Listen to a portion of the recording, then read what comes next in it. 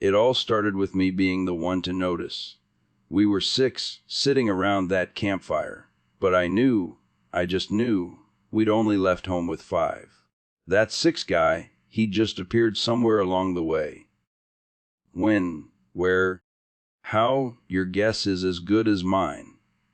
And the crazy part, all those faces, glowing in the firelight, they felt so familiar, like I'd known them my whole damn life. That's probably why it took me so long to spot the one who didn't belong. I had to go through them one by one, like flipping through a photo album in my head. Each face, a puzzle piece I tried to fit into the jigsaw of my memories. First, there was Ethan. Classic Ethan, always glued to Maya, chatting her up non-stop. I met those two back in 10th grade, 6 years ago. Ethan and I were both wide receivers on the school team, and Maya was a cheerleader. Ethan was always crushing on her hard. The 3 of us started hanging out after games, Ethan laying on the charm thick, and Maya, being Maya, shooting him down with some witty remark after a while. Then there was Liam, my best friend since 1st grade. We were inseparable ever since we literally bumped heads playing tag during recess. He had his arm around his girlfriend, Chloe. She'd moved here from Chicago in 7th grade and started at our school. Liam ended up sitting next to her in English, and soon enough, she was part of our crew. She was all quiet and shy at first, but once you got to know her, she was the coolest, nicest person ever. She and Maya had gotten super close these past few years, too. And then the 6th face. The puzzle piece that just wouldn't fit. I stared at him, and his name, if I ever even knew it, was just gone. Poof. Vanished from my memory banks. He looked familiar, yeah, but I couldn't place him in any of my memories. It was like trying to remember a dream that fades the second you wake up. But how could I recognize him but not know his name? Why was he sitting there, acting like he belonged, laughing when Ethan and Maya laughed, smiling when they smiled? It made 0 sense. The whole thing was seriously messing with my head. Like, how could this stranger just slide into our group without any of us noticing? Yo, no. Liam's voice yanked me back to reality. You spacing out on us or something? I was just telling Chloe about that crazy teacher we had in 5th grade. What was his name again? Mr. Henderson? I answered. Right, Mr. Henderson. I was telling Chloe how you used to get under that guy's skin like nobody else. Remember that time you turned in a paper printed in bright yellow ink? Liam and Chloe cracked up. Yeah, I remember, I said, forcing a chuckle. I swear, I could practically see steam coming out of his ears. They laughed again, and I tried to join in, but I was only half there. When I glanced back at the strange man, he was watching us, a creepy little grin on his face. He was always watching, always lurking on the edges, but never really joining in. That's probably why he'd flown under the radar for so long. A shiver went down my spine. I couldn't shake the feeling that he was studying us, like we were some kind of science experiment. Liam crushed his beer can and tossed it into the cooler. All right, nature calls, he announced, and then just strolled off into the woods, disappearing into the darkness like it was no big deal. You really did know how to push people's buttons back in the day, huh? Chloe said, nudging me playfully. I shrugged, my mind still a million miles away. The weight of the situation was really starting to hit me. This was messed up. Seriously messed up. This random dude had weaseled his way into our group, and who knew what his deal was? Questions were swirling in my head like a tornado. How had no one else noticed? Why did it take me so long?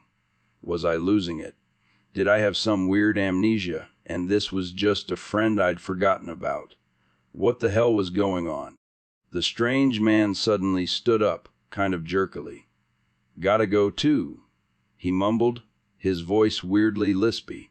It was like he had to force the words out. His movements were awkward as he walked, and just like Liam, he vanished behind the dark curtain of trees. And nobody even flinched. Chloe just kept talking, oblivious. "I've always loved how close you and Liam are. It was so tough moving and leaving all my friends behind. I mean, it wasn't all bad. I wouldn't have met Liam and all of you guys otherwise." "Chillo, don't you see what's going on here?" I asked, my voice sharper than I intended. "Huh. You're telling me you haven't noticed anything off?" "Off about what? No. What are you talking about?" "That guy," I exclaimed, gesturing to the empty spot where the stranger had been sitting. "Who is he?" "Oh, him. He's, She trailed off, her brow furrowed as she stared into the fire. I could practically see the gears turning in her head, and a flicker of concern crossed her eyes. Thank God I wasn't crazy. I don't know," she finally admitted, her voice barely above a whisper. "Who is he?" "No!" "That's what I'm trying to figure out." We stared at each other, the unspoken question hanging heavy in the air.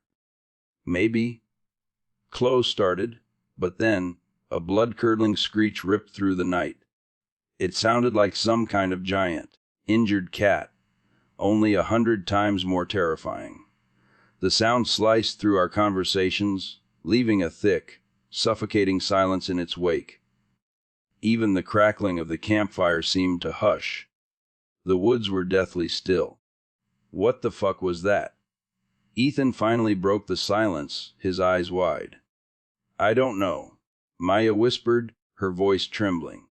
"I've never heard an animal make a sound like that before." "Sounded like some messed up mountain lion," Chloe said, her voice tight with fear. "You ever heard anything like that before?" "No," Ethan asked, looking at me. I shook my head, my heart pounding in my chest. Liam was still out there in the woods, and so was that thing. A wave of dread washed over me. "There's no mountain lions around here," Ethan said, trying to sound reassuring. "Probably just an elk. They can make some freaky sounds." Maya nodded in agreement.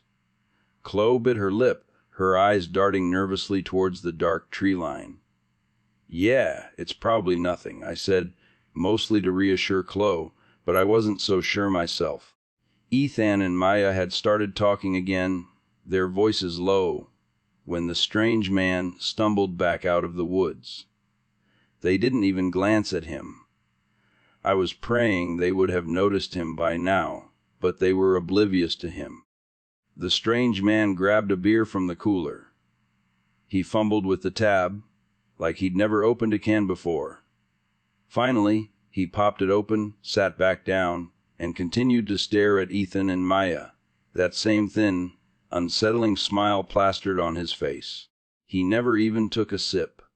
I watched him from across the fire, his figure wavering in the heat. And then it hit me. What made me so uneasy about this guy? Besides the fact that he'd somehow infiltrated our group, unnoticed for God knows how long. He moved like a puppet, all jerky and awkward, like a newborn animal trying to find its footing. Everything he did seemed off, like an act, an imitation of how a normal person would behave.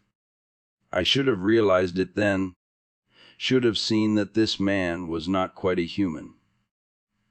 But in that moment, all I could think was that he was a freak. A dangerous freak.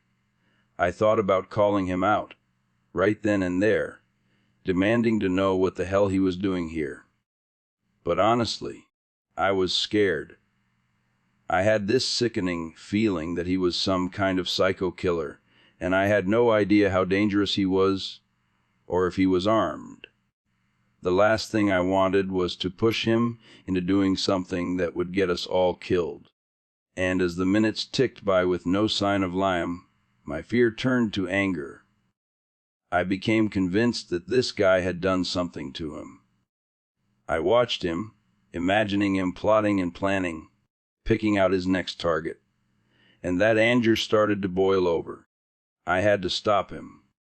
We had an axe leaning against my chair, the one we'd used to chop firewood. This guy was dangerous, I was sure of it, and I had to do something before he hurt someone else. My hand closed around the smooth, wooden handle of the axe. It felt heavy, solid, in my grip. Chloe touched my arm, her fingers trembling. "No, where's Liam? I'm starting to get really worried." "It's okay," I lied, patting her hand awkwardly. "I'm sure he's fine." I stood up, axe in hand, trying to act casual. "I'm just gonna go grab some more firewood," I announced, my voice coming out way more awkward than I'd hoped. Okay, dude," Ethan said, barely looking up. "No."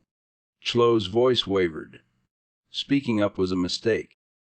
The strange man's gaze snapped to me, his head swiveling around unnaturally far, like an owl. That was enough to send a fresh wave of chills down my spine. I was hoping he'd turn away, give me an opening, but he just kept staring. I don't know what I expected to happen next. I never saw him stand up, never even saw him move a muscle.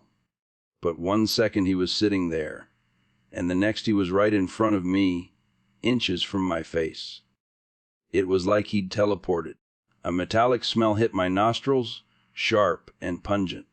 He reeked of blood and copper. The axe trembled in my hand. Any thought of actually using it had vanished. I was frozen, rooted to the spot, every inch of my skin covered in goosebumps. He radiated this power, this menace. He leaned in close, that sickening grin stretching his face, and spoke, his voice a distorted, forced whisper. "Get some firewood." And then, as if on cue, Lamb stumbled out of the woods. "Kill him," Chloe cried, relief flooding her voice. "Jesus," Liam said as Chloe practically tackled him in a hug. "Did you guys hear that crazy-ass cat thing?" "We think it was an elk," Ethan said. "Where were you, man? You were gone forever," I asked, trying to keep my voice steady. "I guess I wandered off further than I thought. Lost sight of the campfire for a bit. Took me a while to find my way back. For a second there, I thought I was gonna freeze my ass off out there alone." Our relief washed over me in a dizzying wave, making my knees weak. At least Liam was okay. I scanned the area, looking for the strange man, but he was gone. Vanished again. He was good at that, disappearing without a trace whenever he wanted. My mind shifted to getting out of there. Even though Liam was okay, that guy was trouble. I started to head back towards the group, catching the tail end of their conversation. "I don't know. Who was that guy, anyway?" Liam asked. "I thought he was with you guys," Maya said, confused. "Yeah, wasn't he your friend?" Ethan added. "I thought he rode over with you three." "No," Liam said, shaking his head. "I have no idea who that is." Panic flared in their eyes. They were finally feeling it, the same gut-wrenching fear I'd been carrying this whole time. The realization had finally sunk in. "We need to get out of here," I said, my voice urgent. "Right now. Before he comes back." "Yes, please," Chloe said, her voice trembling. "We have to leave now." "That guy was a total freak, right?" "No." "Yeah," I agreed. I quickly explained how I'd noticed him as the odd man out, how he'd acted weird the whole time. They all agreed, their faces pale with fear. None of us could figure out when he joined us. He'd just appeared, uninvited and unnoticed. It was like something out of a horror movie. We packed up our tents in record time, our hands shaking as we fumbled with the poles and zippers. Then we started the 15-minute trek back to our cars, our flashlights cutting through the oppressive darkness of the woods. We heard that screech again, that elk, or whatever it was, and we tried to take some comfort in the fact that it sounded farther away this time. Still, we practically ran the last stretch of the trail, our hearts pounding in our chests. I finally felt like I could breathe again once we were inside my SUV, the doors locked, the engine rumbling to life. Chloe and Liam were in the back, huddled together, while Ethan and Maya followed close behind in Ethan's beat-up old Ford Lacer. We were heading out, planning to crash at some cheap motel for the night and then head home in the morning. I thought we were in the clear. I really did. We snaked our way along those dark, winding roads, each turn taking us further away from that cursed campsite. I actually let myself smile a little when we finally reached the exit road, a straight, flat stretch of asphalt that cut through the last few miles of woods.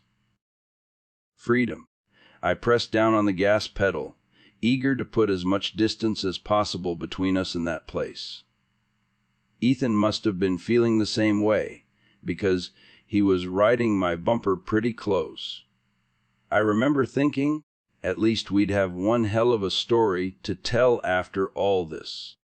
Little did I know, it was about to turn into a full-blown nightmare. The trees blurred into dark streaks on either side of us. The dashed lines on the road became a hypnotic blur.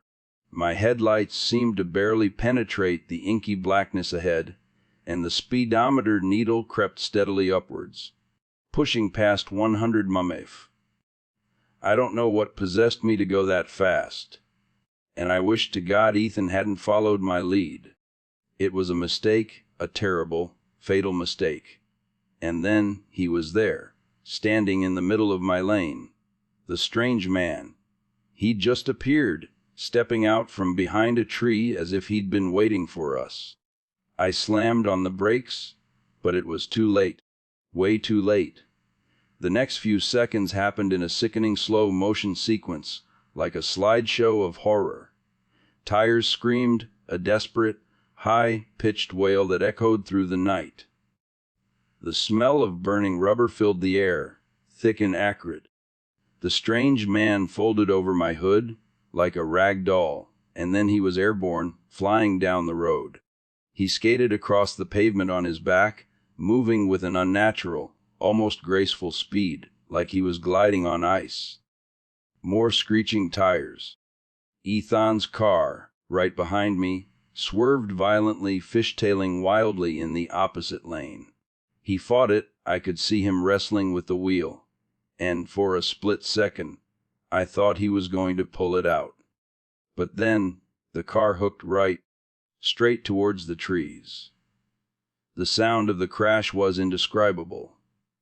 A sickening crunch of metal on wood, followed by the shattering of glass.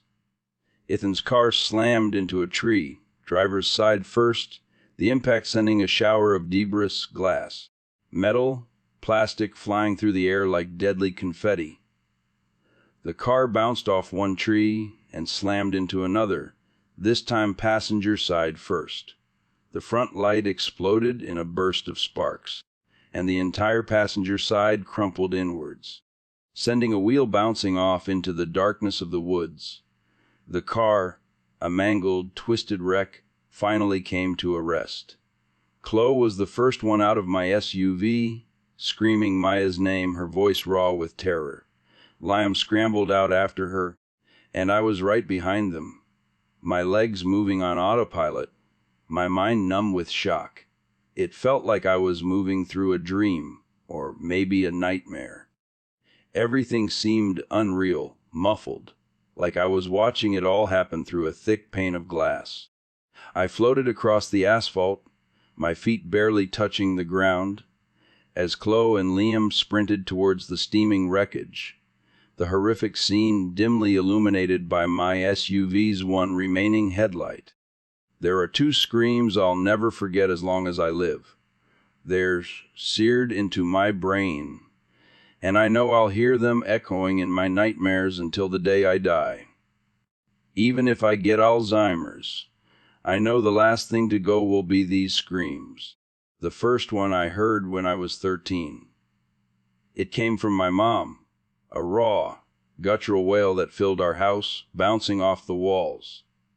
I ran out of my room to find her collapsed on the floor by the front door, 2 police officers standing over her, their faces grim. They'd just told her that her oldest son, my brother, was dead. The second scream came from Chloe when she saw what was waiting for us inside that mangled Ford Laser. Ethan, he was gone. There's no other way to put it. He was unrecognizable. A broken, twisted mess of bone and flesh and blood, fused with the mangled steel of the car. Maya was still alive, but just barely. Her eyes were open, but they were unfocused, distant. She was blinking slowly, her breaths coming in shallow, ragged gasps. One of her arms was shattered, broken in so many places it was impossible to count. Her legs, they were crushed, pinned beneath the dashboard, which had been forced back into her leg space by the impact. Her legs would have been flat, if I could even see them through all the debris. Chloe turned away and crumpled to her knees, her face buried in her hands, her body shaking with violent sobs. Liam tried to comfort her, but he had to turn away himself, his shoulders heaving as he threw up on the side of the road. I fumbled for my phone, my fingers clumsy and unresponsive. I tried to dial 911, but my hands were shaking so badly I kept hitting the wrong numbers. My voice was small, distant, barely a whisper, as I tried to explain to the operator what had happened. She told me to stay on the line, to keep talking, but then I looked down the road and the phone slipped from my numb fingers, clattering to the pavement. He was standing there, the strange man. He was just standing there, at the edge of the pool of light cast by my headlights, and he was grinning. A wide, grotesque grin that stretched from ear to ear, revealing a mouthful of sharp, pointed teeth. His shoulders were shaking, his whole body trembling. He was laughing.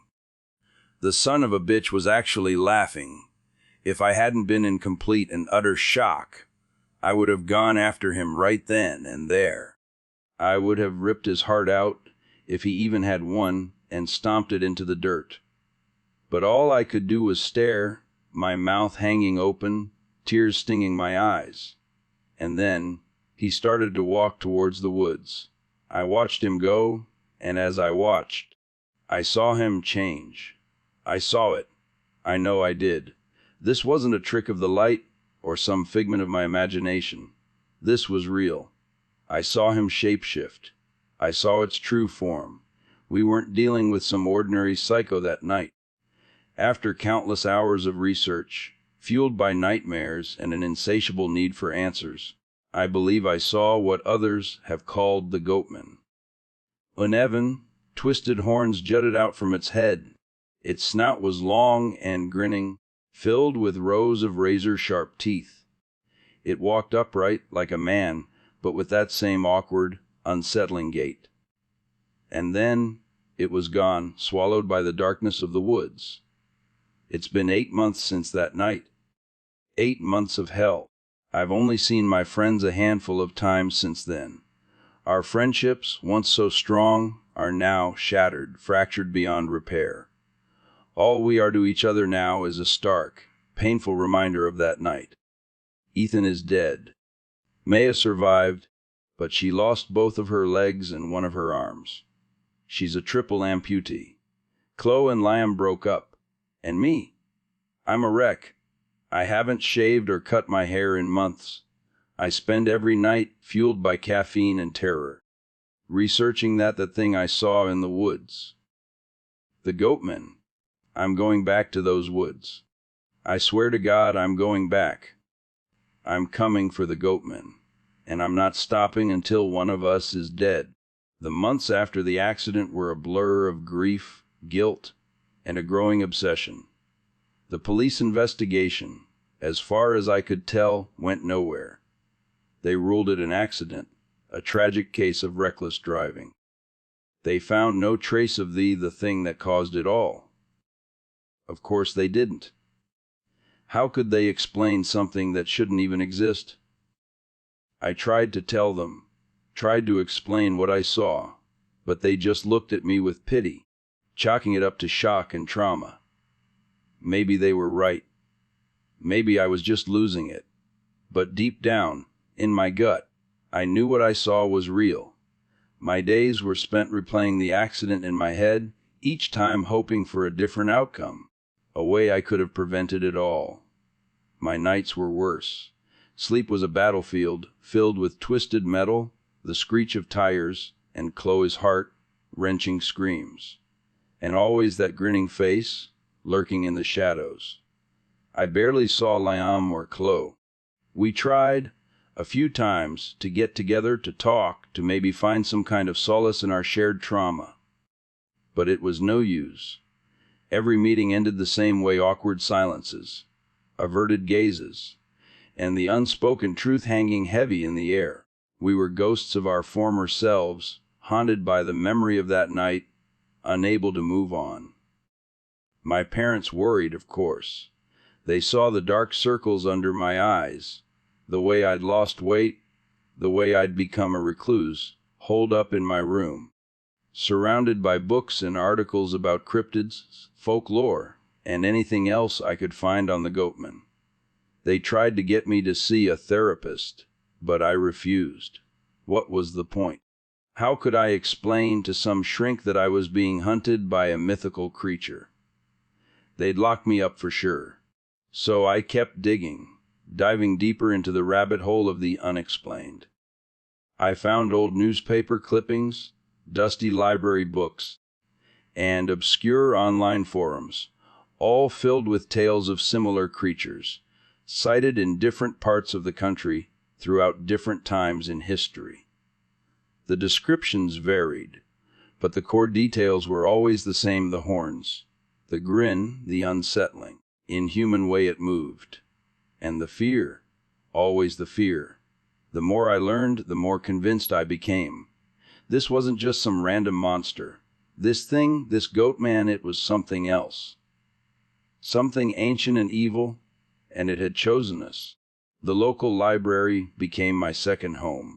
Old Mrs. Gable, the librarian, started giving me knowing looks every time I walked in.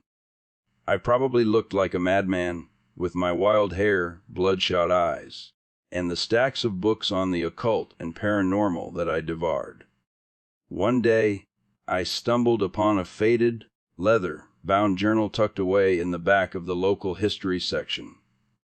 It was the diary of a settler, dating back to the early 1800s, when this area was still untamed wilderness. The entries were filled with the usual hardships of pioneer life: harsh winters, disease, struggles with the land. But then, things started to get weird. The settler wrote about strange sounds in the woods at night, unsettling shadows moving at the edge of his vision, and a growing sense of dread that wouldn't leave him. He described livestock being found mutilated, their bodies drained of blood. And then, he wrote about seeing it, a creature, tall and gaunt, with the legs and horns of a goat, but the torso and arms of a man. A creature with a terrifying, ever-present grin. He called it the devil of the woods. Reading those words, a chill ran down my spine. It was the same creature. The same damn goatman. It had been here all along, lurking in these woods for centuries, preying on the unsuspecting. And now, it was my turn. I knew I couldn't prove any of what I knew. How could I? But I was the only one who knew what that thing was, what it had done to us. I had to do something, even if it killed me. That's when the plan started to form in my mind. A crazy, desperate plan, but the only one I had. I was going back to those woods. I was going to hunt the hunter. I started gathering supplies, anything I thought I might need. A heavy-duty hunting knife, a high-powered flashlight, rope, a first aid kit. I even bought a hunting rifle, a powerful bolt action. 308 from a local pawn shop. The guy behind the counter gave me a strange look, but he didn't ask any questions. Thank God for lax gun laws, I guess. I knew I was probably walking into a death trap. I was no hunter, no survivalist. I was just a guy fueled by grief, anger, and a desperate need for revenge. But I couldn't live with myself if I didn't at least try. I told no one what I was doing, not even my parents. They'd just try to stop me, or worse, call the cops. I left a note, a vague, rambling explanation that probably wouldn't make much sense to anyone but me. Then, one night, under the cover of darkness, I packed my gear into my old, beat-up Jeep, the same Jeep I'd been driving that night, and I headed back to the woods, back to the place where it all began, back to the hunting grounds of the goatmen. This time I had to be ready. The drive back to the woods was a tense, silent journey. Every creak of the Jeep, every rustle in the trees outside, sent a jolt of adrenaline through me. My hands were slick with sweat on the steering wheel, and my heart hammered against my ribs like a trapped bird. I kept glancing in the rearview mirror, half expecting to see that horrific, grinning face staring back at me. When I finally reached the turnoff for the old logging road that led to the campsite, I hesitated. Dut, cold and sharp, pierced through my resolve. Was I crazy? What was I even doing? This was suicide. But then I thought of Ethan, of Maya, of the terror of that night, and the anger, hot and raw, surged back, pushing me forward. I turned onto the road, the Jeep's headlights cutting twin swaths through the oppressive darkness. The woods seemed to press in on me, the trees like skeletal fingers reaching out from the shadows. The air was thick with the scent of pine and damp earth, a smell that used to bring me peace, but now just filled me with dread. I parked the Jeep a good distance from the campsite, not wanting to announce my arrival.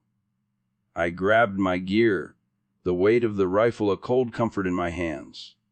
As I stepped out of the car, the silence of the woods descended upon me, heavy and suffocating.